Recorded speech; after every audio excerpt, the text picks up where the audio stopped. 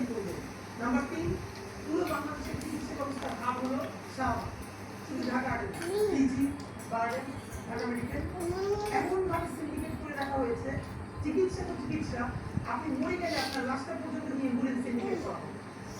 আপনাকে চাওয়া হবে 20,000 টাকা, ওই 20,000 টাকার কমে যদি কোনো 15,000 টাকা যেতে চায় আপনার লাশটা আপনি চিনতে পারেন এমন দেশে আমি ভাইকে এবং ঢাকাতে আমার বন্ধুদেরকে নিয়ে আমরা একটা ভলান্টিয়ার টিম করবো, যাদেরকে আমি মানুষের কাছ থেকে টাকা নিয়ে প্রতিদিন 500-600 টাকা করে তাদেরকে দিব।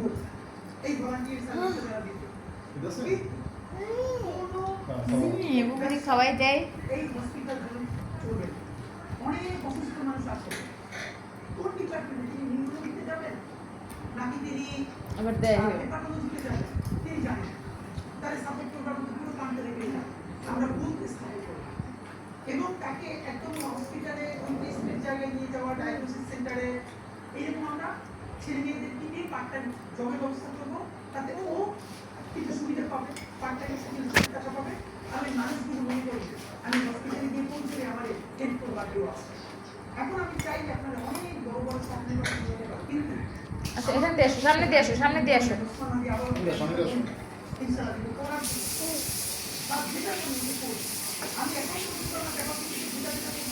তুমি কি খাইয়ে দিছো?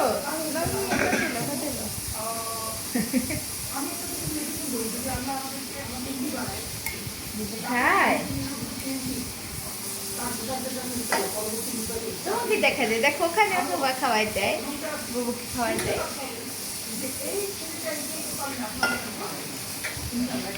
বাংলাদেশের মানুষের ভালোবাসা এবং তাদের সহযোগিতা আমরা সবাই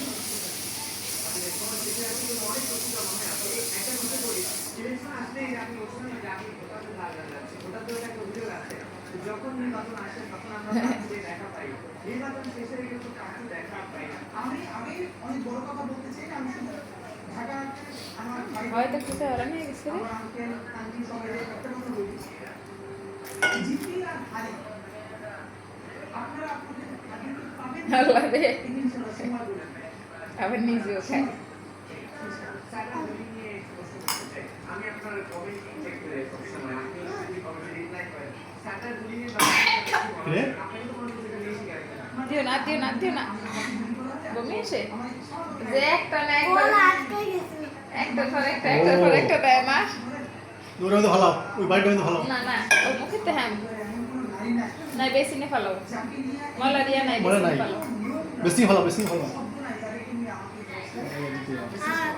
আর খাবে না, আর খাবে না, আর খাবে না, তোমার বাবারে খাওয়া দাও।